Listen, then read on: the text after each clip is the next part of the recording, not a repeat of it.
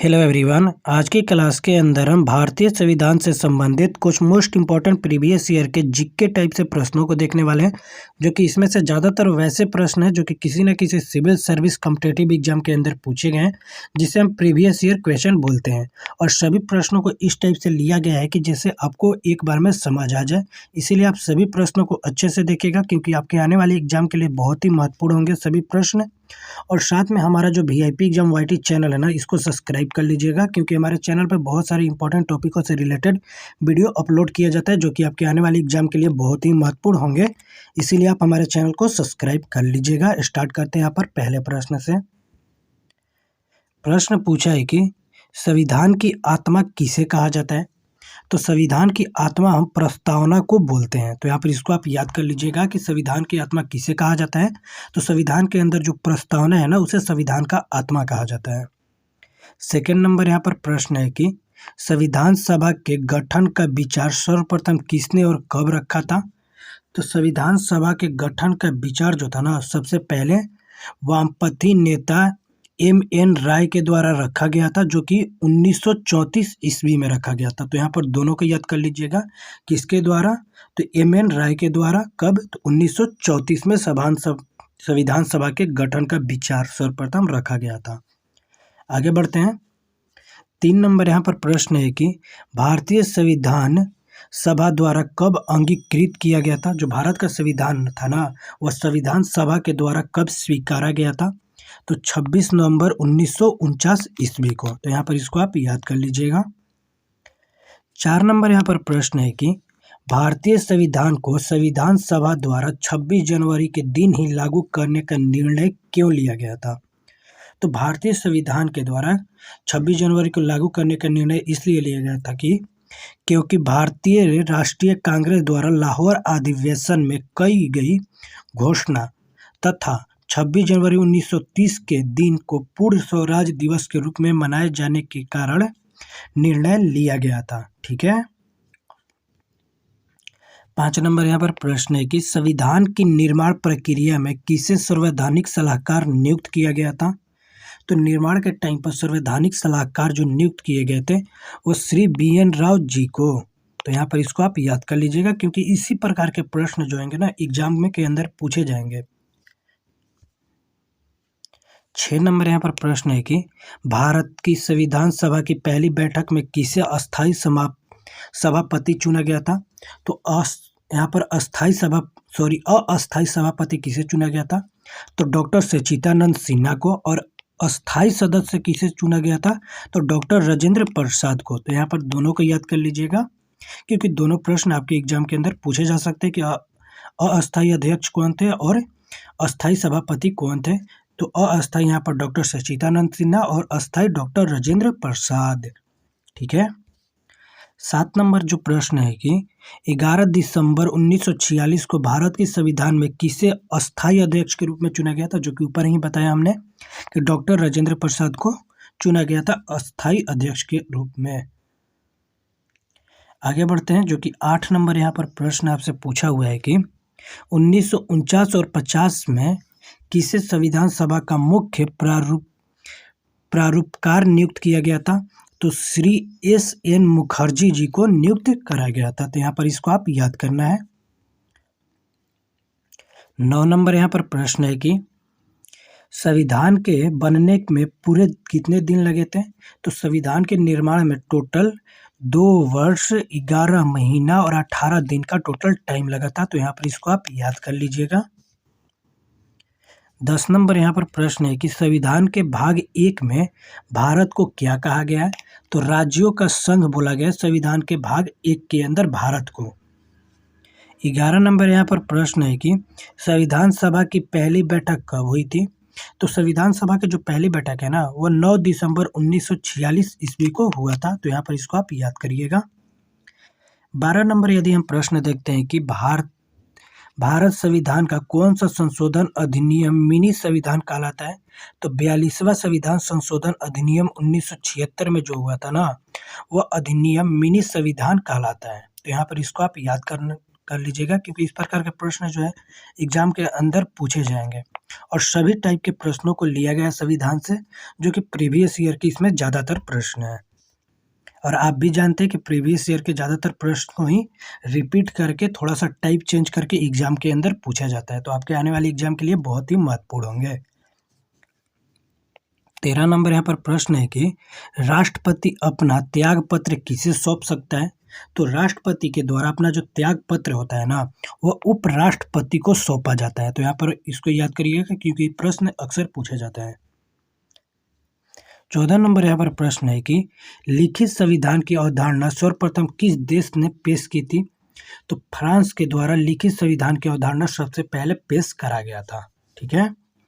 15 number यदि प्रश्न देखा जाए कि हिंदी संस्करण के संविधान के पृष्ठों को सजाने का कार्य किसने किया था? तो कलाकार नंदलाल बोस के द्वारा किया गया था। ठीक है। आगे बढ़ते हैं, जो कि 16 नंबर प्रश्न है हमारा कि संविधान सभा द्वारा राष्ट्रीय ध्वज तिरंगे को कब स्वीकृत किया गया था? यानी हमारा जो भारत का राष्ट्रीय ध्वज है तिरंगा, उसे कब स्वीकारा गया था? तो 22 जुलाई 1947 ईस्वी को। तो यहाँ पर इसको आप याद कर लीजिएगा। 17 नंबर जो प्रश्न है कि भारतीय संविधान में न्यायिक पुनरावलोकन की अवधारणा किस देश से लिया गया है? तो यूएसए से लिया गया है, यानी अमेरिका से लिया गया है। 18 नंबर यदि हम प्रश्न देखते हैं कि भारतीय संविधान में शामिल नीति निर्देशक सिद्धांत किस देश के संविधान से लिया गया है? तो भारतीय संविधान के अंदर जो नीति निर्देशक सिद्धांत है ना, वो आयरलैंड देश से लिया गया है। तो यहाँ पर इसको आप याद कर लीजिएगा। 19 नंबर प्रश्न पूछा हुआ है कि डॉक्टर भीमराव अंबेडकर ने किसे भारतीय संविधान का हृदय और आत्मा कहा था? तो डॉक्टर भीमराव अंबेडकर के द्वारा हृदय और आत्मा संविधान का संवैधानिक उपचार का जो अधिकार है ना, उससे बोला गया था। तो यहाँ पर इसको आप याद कर लीजिएगा, क्योंकि ये प्रश्न आएगा कि संविधान के हृदय और आत्मा किसे बोला गया था डॉक्टर भीमराव अंबेडकर के द्वारा? तो संवैधानिक उपकारों को। आगे यहाँ पर 20 नंबर प्रश्न देखते हैं कि भारतीय संविधान में मूलभूत अधिकार किस देश के संविधान से लिया गया है? तो हमारे इंडिया के संविधान के अंदर जो मूलभूत अधिकार है ना, वो यूएसए देश से लिया गया है, यानी अमेरिका से लिया गया है। 21 नंबर प्रश्न है कि भारत देश में संविधान दिवस कब मनाया जाता है और इसकी शुरुआत कब हुई थी? तो भारत देश के अंदर संविधान दिवस जो है ना, वो 26 नवंबर को मनाया जाता और शुरुआत हुआ था 2015 से। 22 नंबर यदि प्रश्न देखा जाए कि स्वतंत्र भारत के पहले कानून मंत्री कौन थे? तो स्वतंत्र भारत के पहले कानून मंत्री थे डॉक्टर भीमराव अंबेडकर। और यह प्रश्न बहुत ही वीवीआई प्रश्न है, क्योंकि अक्सर एग्जाम के अंदर पूछा जाता है कि स्वतंत्र भारत के पहले कानून मंत्री कौन थे? तो डॉक्टर भीमराव अंबेडकर थे। तो यहाँ पर इसको आप याद कर लीजिएगा।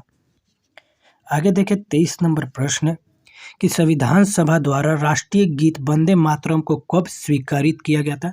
यानी जो वंदे मातरम है ना, गीत राष्ट्रीय गीत है, उसे कब अपनाया गया था? तो 24 जनवरी 1950 ईस्वी को। 24 नंबर यहाँ पर प्रश्न पूछा हुआ है कि किस संविधान संशोधन के अंतर्गत मौलिक कर्तव्यों को भारतीय संविधान में शामिल किया गया था? तो 42वें संविधान संशोधन और अधिनियम की बात करें तो 1976 के अधिनियम था, जिसके मौलिक कर्तव्य जो थे भारत के संविधान के अंदर शामिल किए गए थे।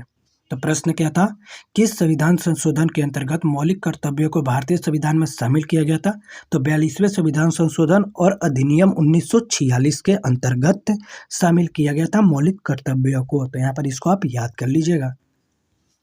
आगे बढ़े 25 नंबर यहाँ पर प्रश्न है कि संसद के दो सत्रों के बीच की अवधि कितने माह से अधिक नहीं होनी चाहिए? तो संसद के दोनों सत्रों के बीच की जो अवधि होती है ना, वो 6 महीने से अधिक नहीं होनी चाहिए। तो यहाँ पर इसको आप याद कर लीजिए। आगे बढ़ते हैं, जो कि 26 नंबर यहाँ पर प्रश्न पूछा है कि राष्ट्रपति को पद की शपथ कौन दिलाता है? तो राष्ट्रपति को जो पद की शपथ है ना, वो भारत के मुख्य न्यायाधीश के द्वारा दिया जाता है। और राष्ट्रपति अपना जो त्याग पत्र होता है वह किसे दे सकता है? तो उपराष्ट्रपति को देगा। तो यहाँ पर इसको आप याद कर लीजिएगा, क्योंकि ऊपर में यह प्रश्न आया था। ठीक है ना। आगे बढ़ते हैं, जो कि हमारा 27 नंबर प्रश्न पूछा हुआ है कि भारतीय संविधान के किन अनुच्छेद में राज्यों को ग्राम पंचायत के संगठन का निर्देश किया गया है? तो अनुच्छेद 40 के अंदर, भारतीय संविधान के अनुच्छेद 40 के अंदर राज्यों को ग्राम पंचायत के संगठन का निर्देश दिया गया है। 28 नंबर यहाँ पर प्रश्न है कि भारत के पहले उपराष्ट्रपति कौन थे? तो भारत के पहले उपराष्ट्रपति जो थे वो डॉक्टर सर्वपल्ली राधाकृष्णन जी थे। तो यहाँ पर इसको आप याद कर लीजिएगा। और भारत के पहले राष्ट्रपति कौन थे, इसका आंसर जो है ना आपको कमेंट करके बताना है। 29 नंबर यहाँ पर प्रश्न है कि संविधान सभा द्वारा राष्ट्रीय गान जो है हमारा जन गण मन को कब स्वीकारा गया था, यानी कब इसको स्वीकृत करा गया था?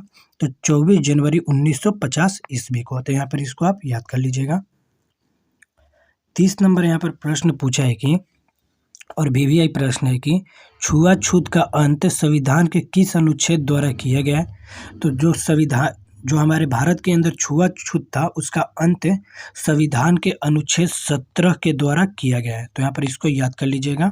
33 नंबर यहाँ पर प्रश्न पूछा है कि झंडा समिति के अध्यक्ष कौन थे? तो जेपी कृपलानी जी जो है वह झंडा समिति के अध्यक्ष थे। तो यहाँ पर इसको आप याद कर लीजिएगा।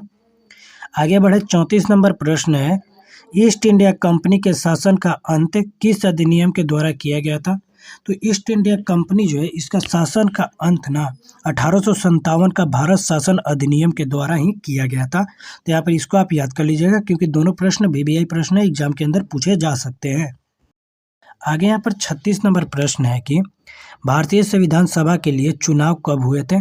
तो भारतीय संविधान सभा के लिए जो चुनाव कराया गया था ना वह जुलाई 1946 ईस्वी में कराया गया था। ठीक है। 37 नंबर यदि प्रश्न देखें कि भारतीय संविधान लिखने वाली सभा में कितने सदस्य थे? तो भारतीय संविधान लिखने वाली सभा के अंदर टोटल 299 सदस्य थे। तो यहाँ पर इसको आप याद कर लीजिएगा। 38 नंबर प्रश्न है कि संविधान के निर्माण के समय मूल संविधान में कितने अनुच्छेद और कितने अनुसूचियाँ थी? तो संविधान के निर्माण के टाइम पर ना 395 अनुच्छेद और 8 अनुसूचियाँ थी। तो यहाँ पर सभी को आप याद करते चलिएगा। 39 नंबर प्रश्न है कि केंद्रीय कार्यपालिका का संवैधानिक प्रमुख कौन होता है? तो केंद्रीय कार्यपालिका का संवैधानिक प्रमुख जो होते हैं ना वह राष्ट्रपति होते हैं। आगे बढ़ते हैं, जो कि 40 नंबर यहाँ पर प्रश्न पूछा हुआ है कि भारत के मूल संविधान में मूलतः कितनी अनुसूचियाँ थी और वर्तमान समय में भारतीय संविधान में कितनी अनुसूचियाँ हैं? तो भारत में मूल संविधान में मूलतः 8 अनुसूचियाँ थी और वर्तमान यानी प्रेजेंट के अंदर बात करें अनुसूचियों की संख्या की तो टोटल 12 अनुसूचियाँ हैं। तो यहाँ पर इसको आप याद कर लीजिएगा। 41 नंबर प्रश्न है कि संयुक्त उच्च न्यायालय की स्थापना किसके द्वारा किया गया है? तो संसद के द्वारा ही संयुक्त उच्च न्यायालय की स्थापना किया गया है। तो यहाँ पर इसको आप याद कर लीजिएगा। 42 नंबर यहाँ पर प्रश्न पूछा हुआ है कि राष्ट्रीय गान किसके द्वारा लिखा गया है? तो राष्ट्रीय कवि जो है गुरु रविंद्रनाथ टैगोर के द्वारा राष्ट्रीय गान जो है वह लिखा गया था। और राष्ट्रीय गीत की बात करें कि राष्ट्रीय गीत किसके द्वारा लिखा गया है, तो बंकिम चंद्र जी के द्वारा राष्ट्रीय गीत को लिखा गया है। तो यहाँ पर दोनों को आप याद कर लीजिएगा। यदि राष्ट्रीय गान की बात करें तो रविंद्रनाथ टैगोर के द्वारा और राष्ट्रीय गीत का तो बंकिम चंद्र जी के द्वारा। 44 नंबर यहाँ पर प्रश्न देख लेते हैं। तो 44 नंबर प्रश्न पूछा है कि लोकसभा और राज्यसभा के 2 अधिवेशनों के बीच अधिकतम कितने समय का अंतर होना चाहिए? तो अधिकतम 6 महीने का अंतर होना चाहिए। 45 नंबर प्रश्न देखते हैं कि संसद में धन विधेयक को प्रस्तुत करने के पूर्व किसकी अनुमति आवश्यक होती है? तो संसद के अंदर धन विधेयक को प्रस्तुत करने के पूर्व भारत के जो राष्ट्रपति होते हैं ना उनकी अनुमति होना आवश्यक होता है। तो यहाँ पर इसको आप याद कर लीजिएगा। 46 नंबर यहाँ पर प्रश्न है कि किस अनुच्छेद के द्वारा 6 से 14 वर्ष तक के बच्चों के लिए शिक्षा का अधिकार मूल अधिकार माना गया है?